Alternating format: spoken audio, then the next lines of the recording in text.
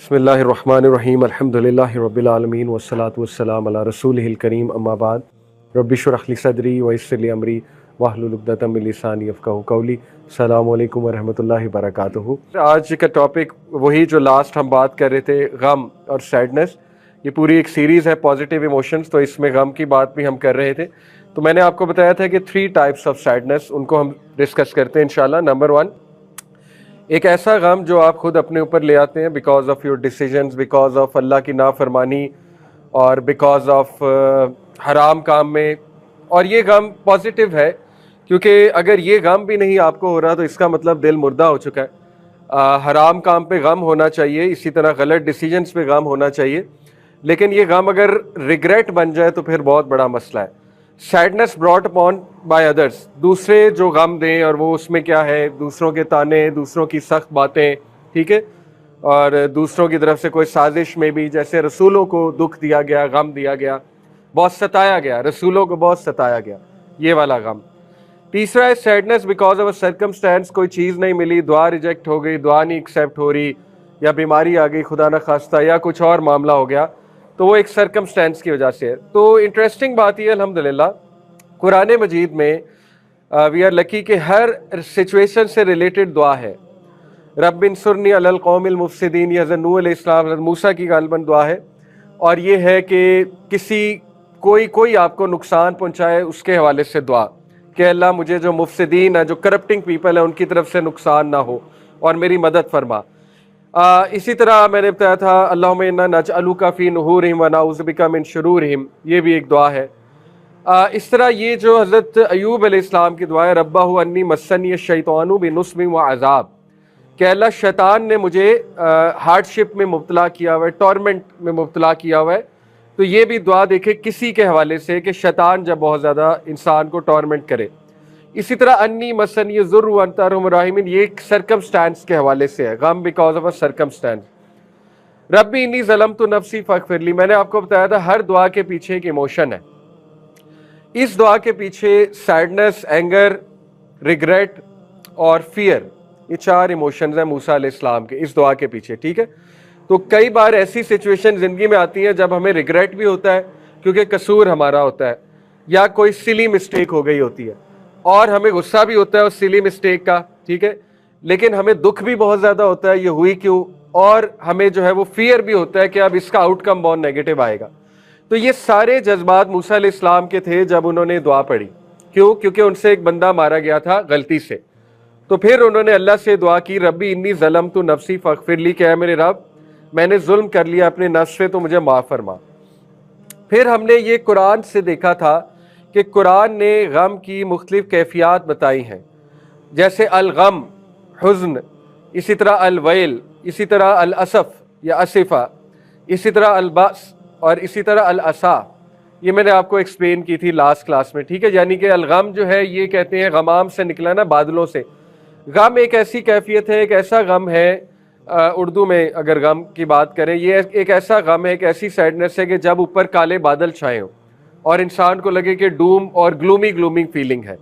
इसी तरह हुज़न जो है ये एक ऐसी डिप्रेशन को, एक ऐसे गम को कहते हैं जो एक एक्सीडेंट या इंसिडेंट के बाद आता है, जैसे याकूब अलैहिस्सलाम को था।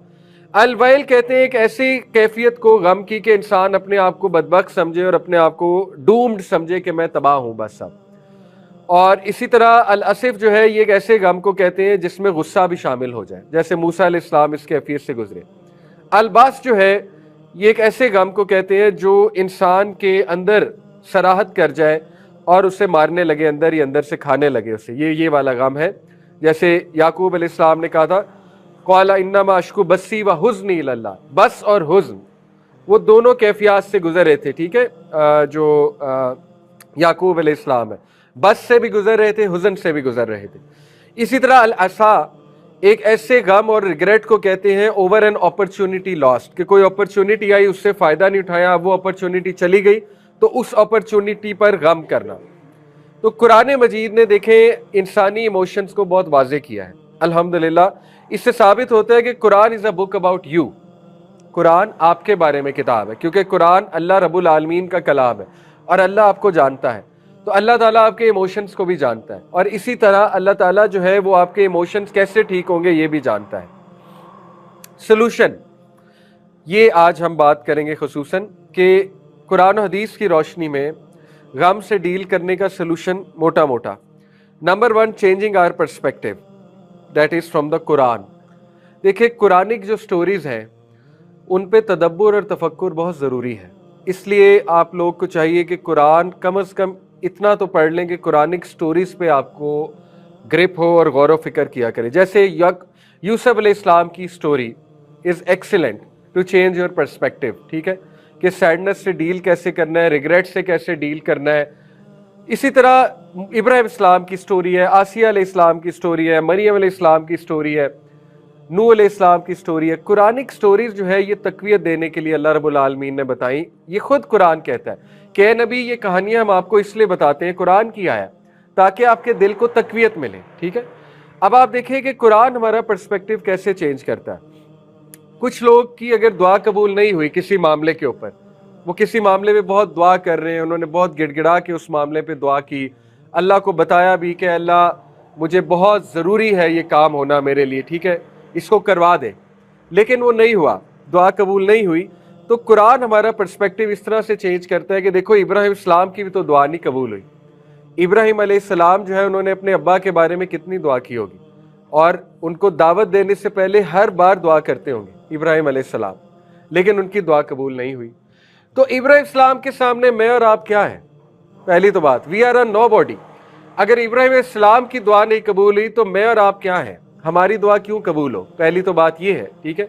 یعنی ہم نے ایسا کیا کیا اللہ کے لیے کہ ہماری دعا قبول ہونی چاہیے، یا ہم ایسے کون سے اللہ کے بہت پیارے ہیں کہ ہماری دعا قبول ہونی چاہیے؟ یہ ایک پرسپیکٹیو ہے، سخت پرسپیکٹیو ہے، لیکن چلے دوسرے پرسپیکٹیو کی طرح آتے ہیں۔ دوسرا یہ ہے کہ ضروری نہیں آپ کی دعا نہ قبول ہو تو آپ ایک اچھے انسان نہیں ہیں، یا آپ ایک اللہ تعالیٰ آپ کو پسند نہیں کرتا، کیونکہ بڑے بڑے پیارے لوگوں کی دعا نہیں قبول ہوئی۔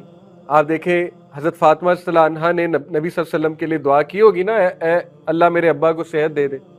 جب نبی صلی اللہ علیہ وسلم شدید علیل ہوں گے، بیمار ہوں گے لاسٹ فیو ڈیز میں، حضرت فاطمہ نے دعا کی ہوگی، لیکن اللہ کا کیا فیصلہ تھا کہ نہیں، اپنے حبیب کو اللہ نے اپنے پاس بلانا ہے۔ تو اس کا کیا مطلب ہے؟ حضرت فاطمہ کی خدا نہ خواستہ کوئی کہے جی دعا نہیں قبول ہوئی۔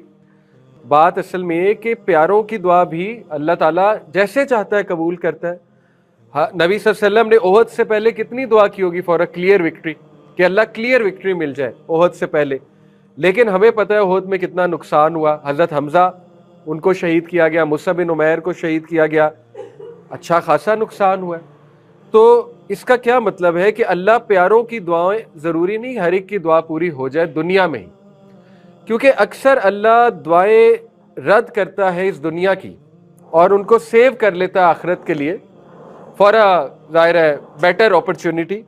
دوسرا، اللہ جب آپ کی دنیا میں کوئی دعا قبول نہ کرے ایویڈنٹلی، ویسے تو دعا ہمیں پتہ ہے قبول ہوتی ہے، آخرت کے لیے سیو ہو جائے گی، لیکن لیٹ سے کہ دنیا میں نہیں ہوئی قبول، تو یہ اللہ کا طریقہ ہے آپ کی آخرت کے ساتھ ایفیلیشن بنانے کا۔ اگر آپ کو سب کچھ مل جائے جو آپ مانگ رہے ہیں دنیا میں، تو میرا نہیں خیال نو one will look up to جنہ، کوئی بھی جنہ کو لک اپ ٹو نہیں کرے گا، کیونکہ وہ کہے گا دنیا ہی جنت بن گئی، ہر چیز یہی ملی جا رہی ہے، تو پھر شاید وہ ایفرٹ بھی نہ کرے جنت کے لیے اتنا۔ لیکن اگر کسی کو یہاں کچھ نہیں ملا تو پھر وہ لک اپ ٹو کرے گا جنت کو کہ چلو جنت میں مل جائے گا۔ اگر یہاں پہ بہت میری مشکل زندگی ہے تو چلو اللہ تعالیٰ وہاں پہ بہت آسانیاں دے دے گا، ٹھیک ہے۔